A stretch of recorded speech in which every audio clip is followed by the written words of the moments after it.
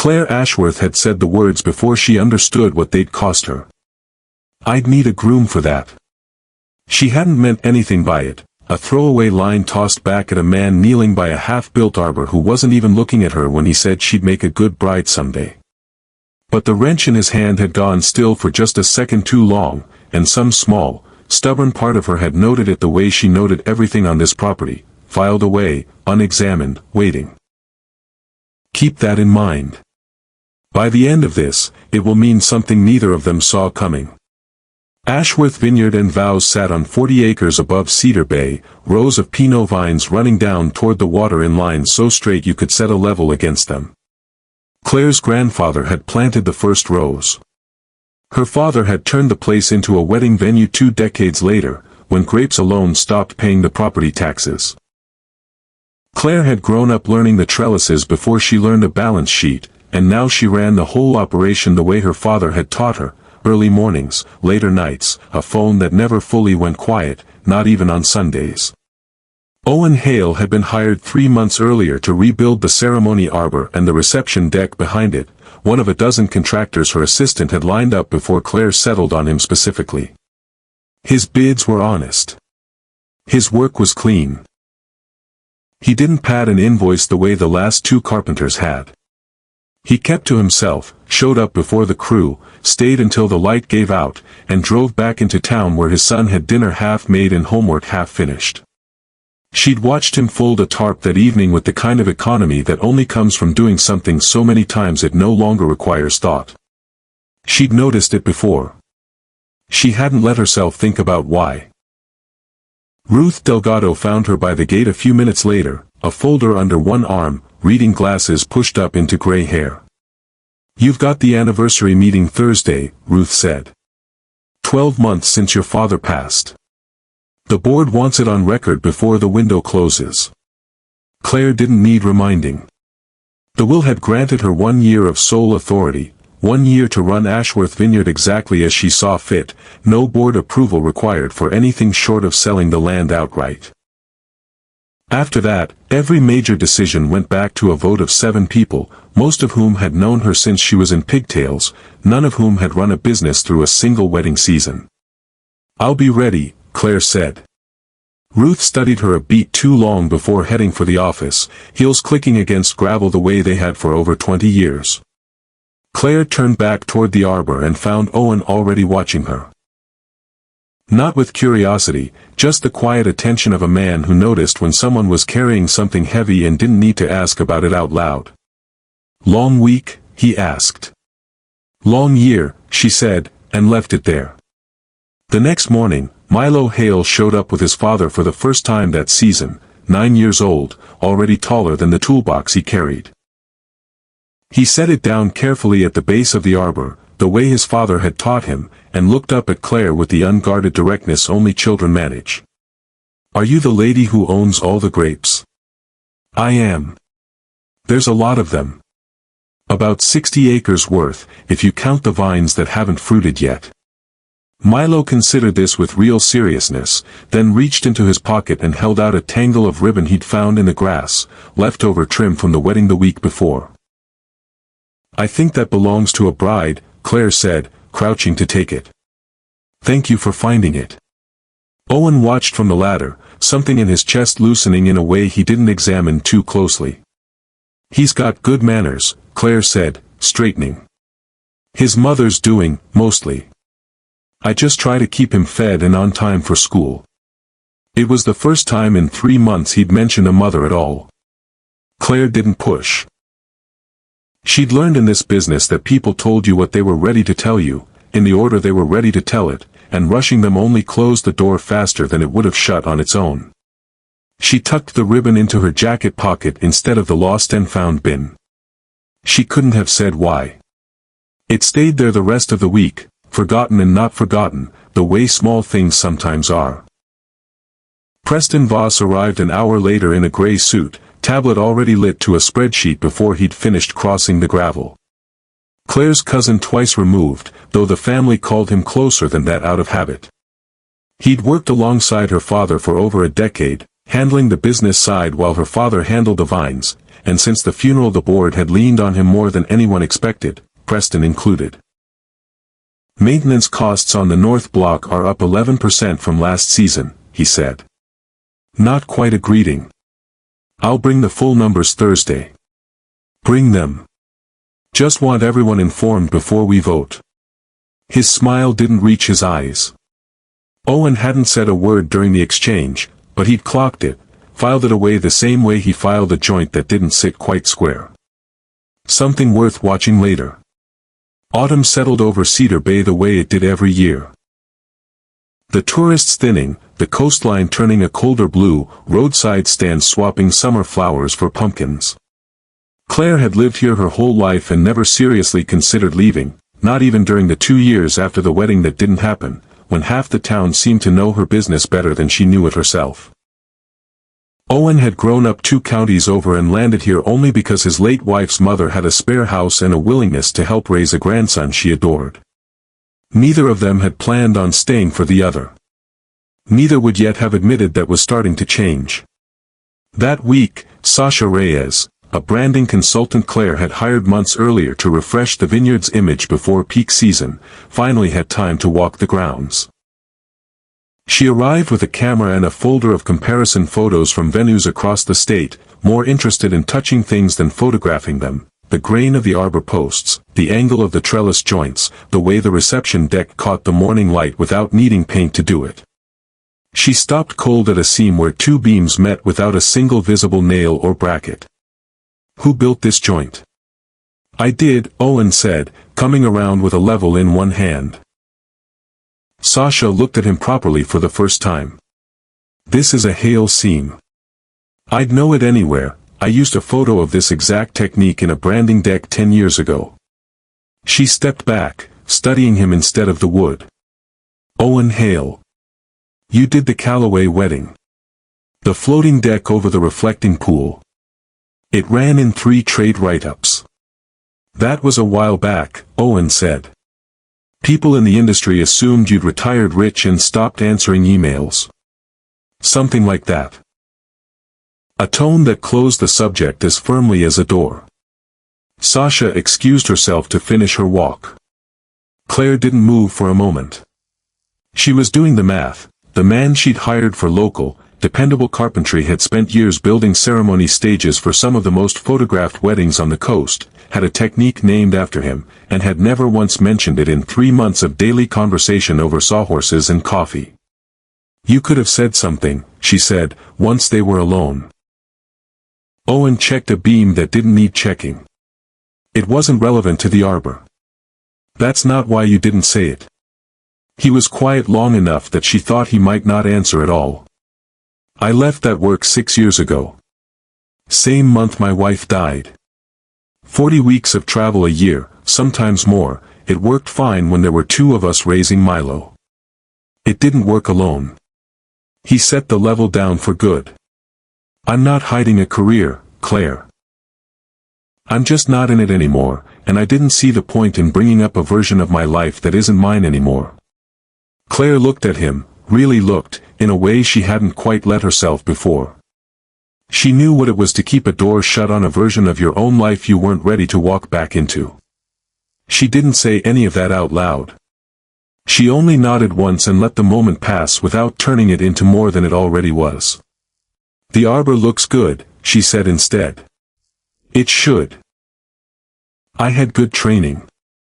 A small, careful smile passed between them, the first all season that wasn't strictly about work.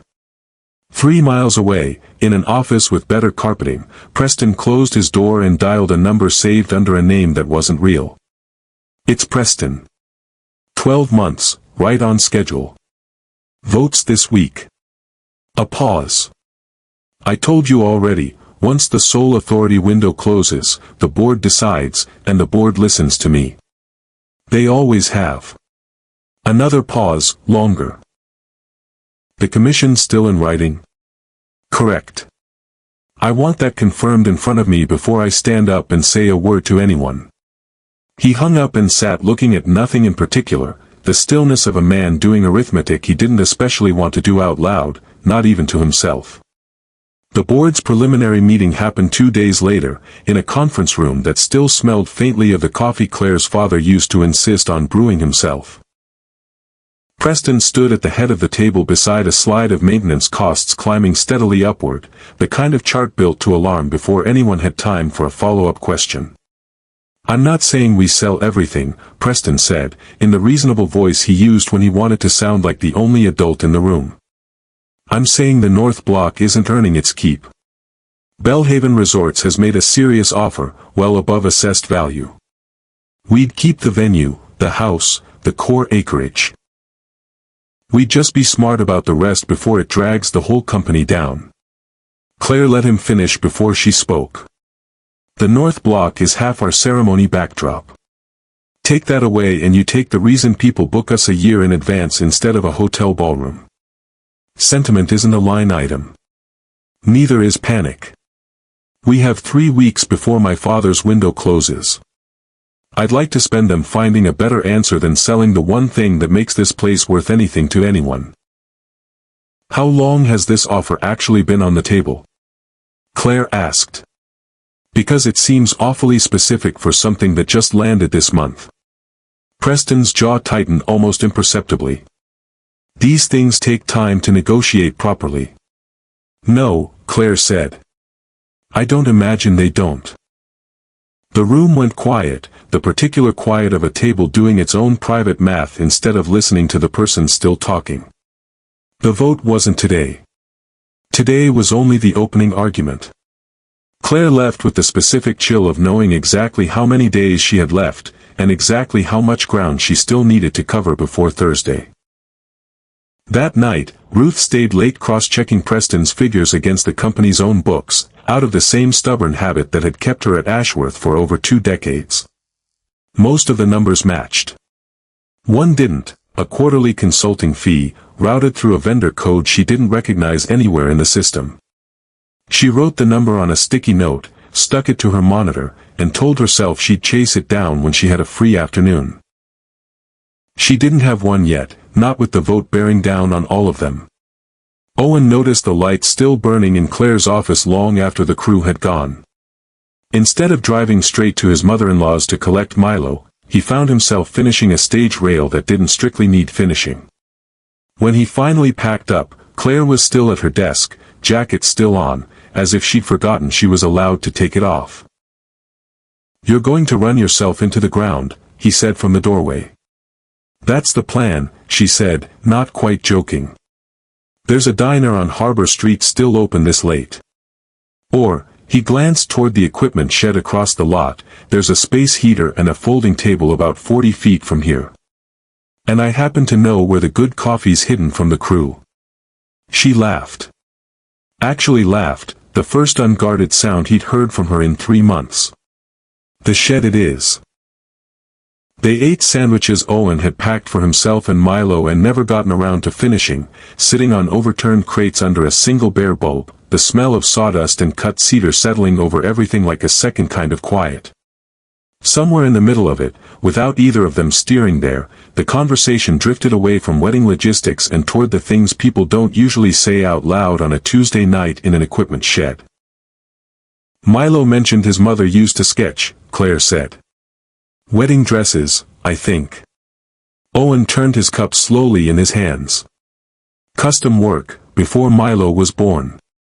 Little sketches for friends, mostly, nothing she ever charged real money for. She kept a whole notebook of them. I still have it in a box at the house." He didn't offer more. Claire didn't ask for more. But something had cracked open a little wider than it had been an hour ago. "I was engaged once," Claire said, surprising even herself with how easily it came out. "Here, on this property.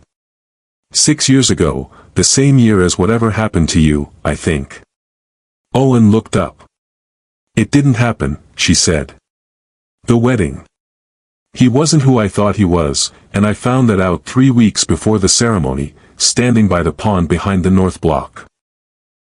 I spent the next 2 years pretending I ran this place for the love of the vines instead of because it was easier than looking at that spot too closely." "Which spot?" She tilted her head toward the dark window, toward the shape of the vineyard somewhere beyond it. You'll walk past it eventually. You won't know it's the one. Do you regret it? Claire asked, turning it back on him. The name, the write-ups, whatever it would have turned into by now. Owen considered the question longer than most people would have. Some days. Not the leaving, just, some days I miss being good at something in front of people who noticed. Out here, nobody knows what I used to be capable of. They just see a guy with a truck full of lumber. I noticed, Claire said. Before Sasha ever said a word. What did you notice? That you never build anything the easy way. If there's a better way that takes twice as long, you take it. She turned her cup in her hands. I figured that came from somewhere. Owen didn't answer that directly, but something in his face eased, the particular relief of being seen for a thing you'd stopped expecting anyone to notice. Neither of them said anything else about the pond, or the notebook, or the 6 years each of them had spent quietly rebuilding a life out of the wreckage of an old one. When Claire started to stand, Owen reached over and nudged the folding chair under her, steadying it against the uneven shed floor, an old habit from a lifetime of building things that needed to hold weight. She settled back into it without comment, without either of them naming what the gesture was. Outside, the wind moved through the vines the way it had for 60 autumns before this one, indifferent to boardrooms and deadlines and old engagements. For a little while, neither of them thought about any of it. Word of the shed dinner reached Preston by the end of the week, the way small-town gossip always finds the person least entitled to hear it first. He used it carefully, in front of an audience that couldn't easily push back. I only bring it up, he said at the next session, addressing the table rather than Claire, because we're 3 weeks from a vote that decides this company's future, and our CEO is spending her evenings alone with the contractor she personally hired. I'm not questioning her judgment outright. I'm asking the board to consider whether her judgment is the only thing steering the room right now. A silence followed that Claire recognized instantly, not confusion, agreement dressed up as caution. One of the older board members, a friend of her father's for 30 years, cleared his throat. It's a fair question, Claire. Not an accusation. How do we know this isn't clouding things? Claire kept her hands flat on the table until she trusted her voice. Because I've run this company alone for a year, and the numbers back up every decision I've made in that time. If you want to question my judgment, question the numbers. Don't question who I choose to eat dinner with. The meeting ended without resolution, which was its own kind of damage. Nothing decided. Everyone unsettled and quietly recalculating. Word reached Owen before Claire got the chance to tell him herself. He showed up at her office that evening still in his work clothes, sawdust on his forearms, jaw set in a way she hadn't seen from him before. You want me off the job? No preamble. Say the word. I'll finish the deck and disappear. Makes it easier on you, if that's what you need. No, Claire said, sharper than she'd meant. Then, quieter, no. I don't want that. That's not the same as wanting me here. I want you here. And for the first time, she let him see that she meant it as more than a sentence about carpentry schedules. Whatever this is between us, I'm not going to let Preston Voss decide it for me. Owen didn't say anything clever back. He just nodded once, the way he did when a joint finally sat square after 3 tries, and something between them settled into a place it hadn't occupied before that night. Ruth hadn't stopped thinking about the sticky note. That weekend, alone in the office with a space heater humming and a thermos going cold beside her, she pulled 2 years of vendor records and laid them across the conference table. The outside consulting fee showed up 8 separate times, always the same amount, always routed through a shell entity called Pacific Crest Advisory. She traced its registered agent to a P.O. box 2 towns over and, after an hour of digging through public filings she probably wasn't technically supposed to be looking at on a Saturday, found a name behind it. Preston Voss. She checked the date on the filing twice, certain she'd misread it. 14 months back. 3 months before her father's diagnosis, 5 before he died. Whatever Preston had been planning, he'd started planning it while Walter Ashworth was still walking the rows every morning, still brewing that same terrible coffee, still trusting the man across the table with numbers he was too tired to check himself. Ruth had worked for this family long enough to have loved Walter the way you love people you've spent decades quietly protecting. She sat for a long time before she finally picked up the phone. Ruth arrived at Claire's office Monday morning before the first crew truck pulled in, a folder held against her chest like something that might come apart if she loosened her grip. She laid it out piece by piece. The vendor entity, the registered agent, the payments that traced not to any real consulting work but to a private brokerage agreement between Preston and Belhaven Resorts, signed 14 months earlier, before Walter Ashworth had even passed. The agreement guaranteed Preston a commission if the North Block sale closed after the sole authority window expired. He hadn't been protecting the company's finances at all. He'd been positioning himself to profit from selling it out from under her. And he'd started while her father was still alive and sitting at the head of that same table. "I should have brought this to you sooner," Ruth said. "I had the first number weeks ago. I didn't want to believe what it meant, so I kept telling myself I needed more before I said anything." Claire read the documents twice, her hand steadier than the rest of her. When she finally looked up, it wasn't anger so much as exhaustion.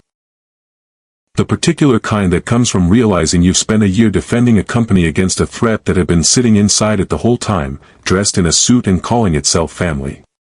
Owen found her 20 minutes later, the folder still open in front of her. He didn't ask what was wrong before he pulled the second chair around and sat beside her instead of across from her. He didn't offer advice. He didn't tell her it would be fine. He just stayed close enough that she could lean sideways if she needed to. After a moment, she did, just slightly, her shoulder against his. "I've been doing this alone for a year," she said, to the folder more than to him. "I didn't know how much until right now. You're not doing it alone today." He left his hand resting lightly on the back of her chair. "Close enough to matter. Not close enough to ask for anything." They sat like that a while, the office emptying around them, the ordinary sounds of the lot filtering through the window, a truck door, someone laughing, the crew calling it a night, unaware of everything that had almost happened to the place they worked. The board convened for the final vote on a Thursday, 3 days ahead of the deadline written into Walter Ashworth's will. Claire stood at the head of the table where Preston usually stood, a stack of documents in front of her instead of a slide deck. She didn't raise her voice once through the whole presentation. She didn't need to, the numbers did the raising for her. Preston tried to turn it the way she'd expected. "This is exactly what I warned you about," he said, gesturing toward the back of the room where Owen sat at Claire's request. "She's built her entire defense around a man she's personally involved with. Ask yourselves whose judgment is actually compromised here. Ask yourselves," Claire said, calm and level, "why a consulting fee to a company he secretly owns started showing up in our books a full year before my father died." The room went very still. She turned to Owen, and he stood without being asked twice, walking to the front with the same unhurried economy he brought to any job site. He didn't talk about feelings or fairness or family loyalty. He talked numbers, return on renovated ceremony space, the premium couples paid for a working vineyard over a generic banquet hall, industry data pulled from a decade-spent building for exactly this kind of venue. He dismantled Preston's maintenance argument the way he dismantled a joint that had been cut wrong from the start, methodically, without malice, until there was nothing left standing behind it for anyone to hide inside. "This is a family company," the older board member said quietly, addressing Preston directly for the first time. "Your uncle built half of what's under this roof. I'd like to know how you sat across from him at this table and let him sign anything without telling him what you'd already agreed to behind his back." Preston didn't have an answer. He tried anyway, something about protecting shareholder value. But the words came out thin, and nobody at the table was listening closely enough to catch them. The vote came 8-1. Preston was suspended pending formal review, escorted out by the same board member who had questioned Claire's judgment 2 weeks before, the one who now wouldn't quite meet his eyes on the way to the door. Owen found Claire alone in the emptied conference room afterward, still holding Ruth's folder. Neither of them reached for anything to say. She exhaled long and complete, like she'd been holding a single breath for an entire year. He crossed the room and put a hand briefly on her shoulder, and for the moment, that was enough for both of them. The days after the vote moved differently than the days before it, slower, less braced for the next blow. The vineyard didn't know a board had almost sold off a piece of itself out from under her. The leaves kept turning at their own unhurried pace, indifferent and steady, and Claire found herself walking the rows more often than the ledger strictly required. No clipboard in hand. No reason beyond wanting to be there. Milo noticed the shift before his father admitted it out loud. "Does Claire come to our house ever?" he asked one evening, apropos of nothing, while stacking scrap wood into a bin behind the shop. "No," Owen said. "Do you want her to?" Owen looked at his son a long moment, caught between the reflex to deflect and the plain fact that the answer was yes. "Maybe," he said, which from him counted as a full confession. Claire showed up at the shed 2 evenings later without a reason on the calendar. No wedding to discuss, no invoice to review, nothing but the drive that had brought her there on its own. She found Owen sanding a rail he'd already finished twice over. "I don't have a business reason to be here," she said from the doorway. "I noticed. I wanted to say thank you. For Thursday. For all of it. You already thanked me in the parking lot. I wanted to say it again without a folder between us this time." They stood there a moment, close enough that the space between them had stopped being about work and started being about something neither of them had put a name to yet. He didn't reach for her. She didn't reach for him. But neither stepped back either, and under the bare bulb, with the smell of cut cedar still hanging in the air, that felt like its own kind of answer. Sasha called the following week with news that landed somewhere between flattering and unsettling.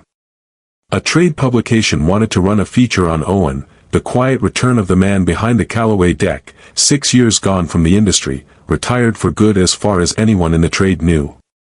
Along with the article came something else. An email forwarded through Sasha from Callaway and Vance Events.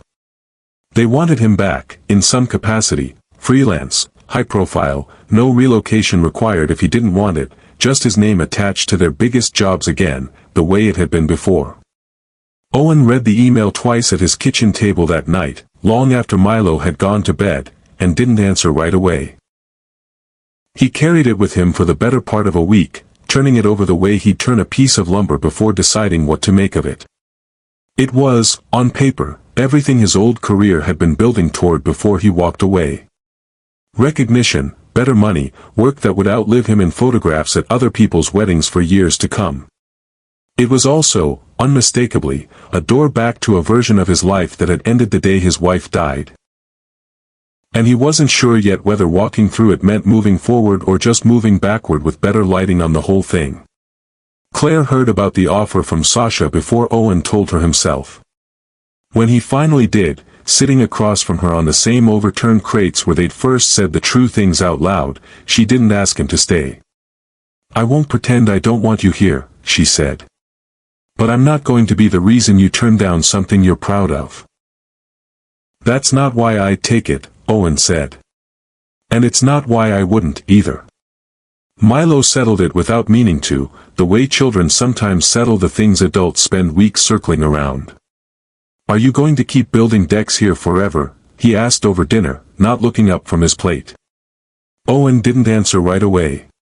He thought about the coast, about the version of himself who used to fly out on a Thursday and come home on a Sunday and call that a life.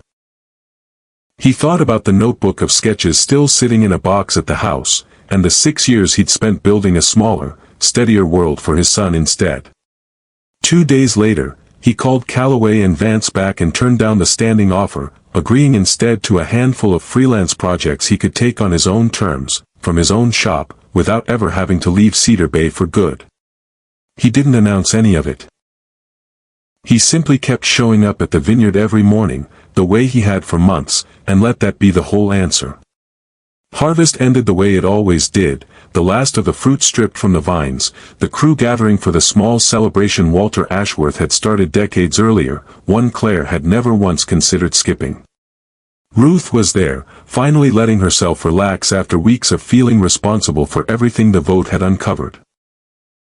Milo ran between the tables with two other kids from the crew, sticky with cider, entirely unbothered by anything that had happened in a boardroom he'd never seen the inside of.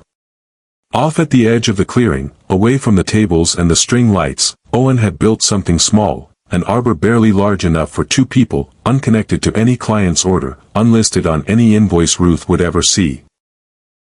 Claire found it before anyone told her it was there, drawn by instinct more than direction, and understood exactly what it was the moment she saw it standing alone in the dark. Owen was waiting beside it, hands in his pockets, watching her cross the grass toward him. "You'd make a great bride someday," he said. The same words as before. Nothing about his voice was the same as it had been that first afternoon.